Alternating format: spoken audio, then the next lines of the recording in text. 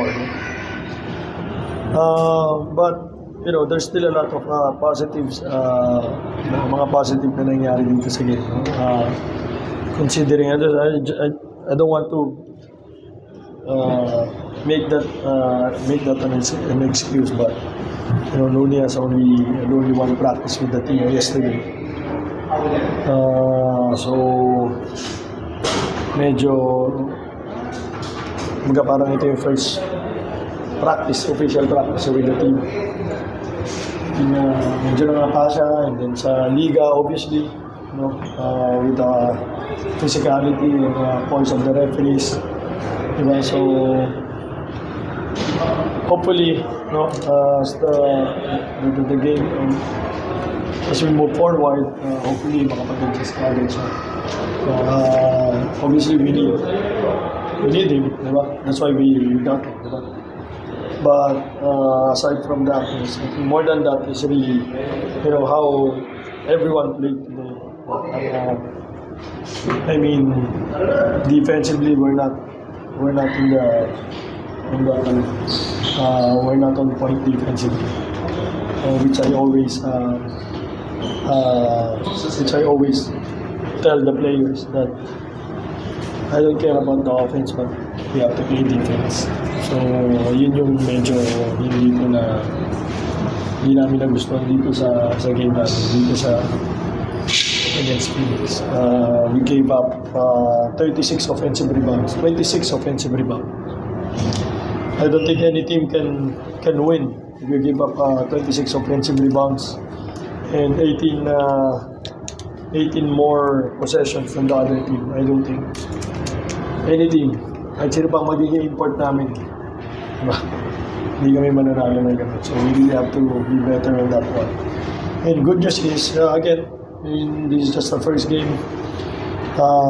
Hopefully we can get better moving forward. Hopefully yung mga mistakes na ginawa namin ngayon, definitely magagawa pa naman namin yun magagawa pa ng mga players yun, but at least malimit lang namin. Huwag naman sobra-sobra. As of now, ano pa kami? Nangapa ulit. Actually, we were okay already until we changed the import. So, that's on us. What's anong reason bakit nag-change ka ng import? Well, I mean, the reason why we changed our import is just because gusto lang namin makita kung this player can really put up or can fill up the spot kung saan talaga kami kumuha, which is we need a leader that can be aggressive both ends of the floor. Because Looney, I think Looney is a national team player, so he knows how to be a leader also, and he's a vet already. But again, kay Terrell, he was getting better already. He was, after the tune-up games, he was getting the groove already. The thing, this guy, Looney, naging available siya kasi nawala siya doon sa team niya sa Lebanon because of what's happening. So, we took our chances actually on him. So, kaya napalitan namin. But again, kung hindi naman siya dumating, we'll stick to T naman talaga. So, binayang din naman, he was part of the list naman talaga in the first place. So yun, I think we can go to him and he can be much better because again, I don't want to make it an excuse, but he didn't play for 2 weeks and a half, then he just arrived, then nagkasakit actually pagkadating. Nagkasakit, so and then yesterday ang official practice sa amin, so I'm sure he'll be better. He's a leader. I think he was the team captain of the South Sudan team when they were in Olympics. So I think he's a leader. So, yun ang kailangan niya ilabas sa team na to. And we'll talk more. I haven't talked to him that much kasi sobrang daming kailangan gawin the past days and preparing for this game. So, tomorrow, definitely we'll talk to him more and moving forward. So, hopefully, he'll be better. Parang nagka-cramps nga eh. Oo, kasi siyempre, talaga eh.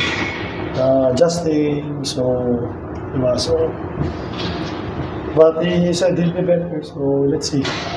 So, again, I'm not the type of coach that will blame the game because of the import. No. The import and the team will play like that, it's all on me.